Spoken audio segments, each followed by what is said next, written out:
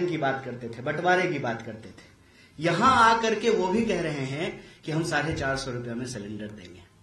ये बहुत बड़ी जीत है जनता की कि आप 500 रुपये में सिलेंडर देना शुरू किए तो जो सरकार बनाने की कोशिश कर रही है, जो पार्टी सरकार में आना चाहती है, वो भी कह रही है कि हम 450 रुपये में सिलेंडर देंगे। तो देंगे क्यों? देना शुरू कर दीजिए। केंद्र में आपकी सरकार है, पूरे देश में आपकी सरकार है, बगल में उत्तर प्रदेश में आपकी सरकार है, मध्य प्रदेश में आपकी सरकार है, आसाम के मुख्यमंत्री आए थे, आसाम में आपकी सरकार है। आप देना शुरू कर दीजिए ना। आप बताइए कि ओल्ड पेंशन स्कीम आप लागू करेंगे कि नहीं करेंगे? हमने ओल्ड पेंशन स्कीम लागू कर दिया। आप बताइए कि किसानों का कर्जा माफ होगा कि नहीं होगा? अगर लाखों करोड़ कर्जे जो हैं पूंजीपतियों के माफ हो सकते हैं, अदानी जैसे बिजनेसमैन के माफ हो सकते हैं, तो किसानों के क्यों नहीं माफ हो सकते हैं? ये एक मॉडल राजस्थान लेकर के आया है और आप सब लोग इस बात को नोट कर रहे होंगे। ये अपनी मुंह अपनी प्रशंसा करने की बात नहीं है। आप राजस्थान में किसी से भी जाकर के पूछ लीजिए, भाजपा दफ्तर में जाकर के भाजपाइयों से पूछ लीजिए, वो भी कहेंगे कि अशोक गहलोत जी के खिलाफ कोई गुस्सा नहीं है, कांग्रेस पार्टी के खिलाफ कोई एंटी इनकम्बेंसी नहीं है, अशोक गहलोत जी ने बहुत शानदार काम किया है। चिरंजीवी योजना की इतनी प्रशंसा हो रही है कि हर किसी को पता है अब उनके मन में कोई असुरक्षा नहीं है। उनके लिए बच्चों की अच्छी पढ़ाई संभव है इंग्लिश मीडियम स्कूल में। और इसमें भी बेईमानी देखिए, कुछ लोगों ने कहा कि अंग्रेजी पढ़ाने की क्या जरूरत है। अरे साहब, मंत्री जी का बेटा पढ़ने के लिए ऑक्सफोर्ड जाएगा, कैम्ब्रिज जाएगा, हार्वर्ड जाएगा, तो क्या इस देश के दलितों, आदिवासियों, पिछड़ों, गरीबों, किसानों, महिलाओं, उनके बच्चों को पढ़ने के लिए अंग्रेजी की जरूरत नहीं है? अंग्रेजी बोलने भी नहीं आता है तो गृह मंत्री ने अपने बेटे को बीसीसीआई का सेक्रेटरी बना दिया है।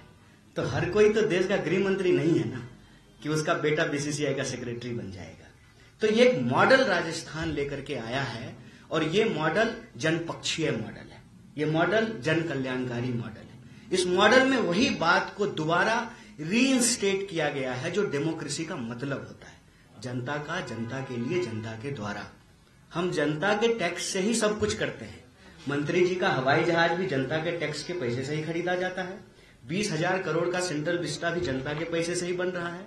जनता के पैसे से ही बड़े बड़े पूंजीपतियों का भी कर्जा माफ किया जाता है। मंत्री जी का कार भी जनता के पैसे से आता है। सरकारी कर्मचारियों का वेतन भी जनता के पैसे से ही मिलता है। जब सब कुछ जनता का है तो जनता को वापस करना, इसको रेवड़ी कहना बेईमानी है। पहले ये इसको रेवड़ी कहना शुरू किया जब इन्होंने देखा कि जनता इस बात से नाराज हो रही है और वह इस बात से खुश हो रही है कि उसके लिए चिरंजीवी योजना लाई गई है, गृहलक्ष्मी योजना लाई गई है, सस्ता खाना देने की व्यवस्था की गई है, इंग्लिश मीडियम स्कूल खोला गया है, 500 रुपये में गैस सिलेंडर मिल रहा है।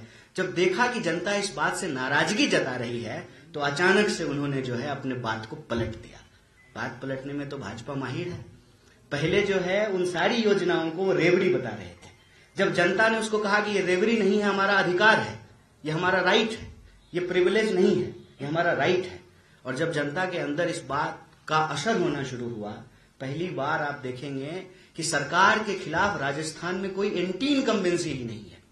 कहीं कहीं आपको किसी नेता से कोई नाराजगी मिल सकती है, लेकिन सरकार के खिलाफ कोई नाराजगी नहीं है, मुख्यमंत्री जी के खिलाफ कोई नाराजगी नहीं है, भारतीय राष्ट्रीय कांग्रेस के खिलाफ कोई नाराजगी नहीं है। इस बात को देखते हुए फिर बीजेपी के पास एक ही रास्ता बचता है, वो जो है ऊंच नीच, जात पात, धर्म, बंटवारा, नफरत, उस पे वो उतर आए हैं। एक तरफ वो अपने संकल्प की भी बात कर रहे हैं, लेकिन चूंकि उनको उन संकल्पों को पूरा नहीं करना है, उनकी आदत है कि बस वो कहते हैं। आप सब जानते हैं उन्होंने ही पहले 15 लाख रुपया सबके खाते में पहुंचाने की बात की थी, हर साल 2 करोड़ नौकरी देने की बात की थी। कोई भी वादा उन्होंने पूरा नहीं किया है। 2022 तक पक्का मकान बनाने की बात की थी, बुलेट ट्रेन चलाने की बात की थी, महिलाओं को सुरक्षा देने की बात की थी। कोई भी वादा उन्होंने पूरा नहीं किया है। इसीलिए वो जो वादा भी कर रहे हैं उसमें कह रहे हैं कि हमारी गारंटी है। प्रधानमंत्री जी कह रहे हैं कि हमारी गारंटी है। सर, गारंटी की क्या बात है?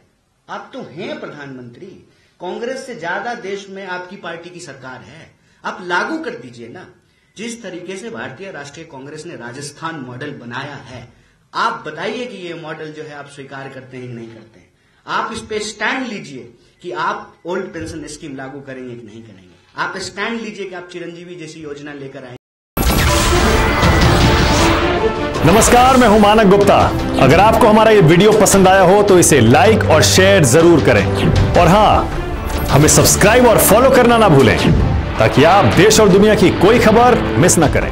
तो जुड़े रहिए हमारे साथ और देखते रहिए न्यूज़ 24।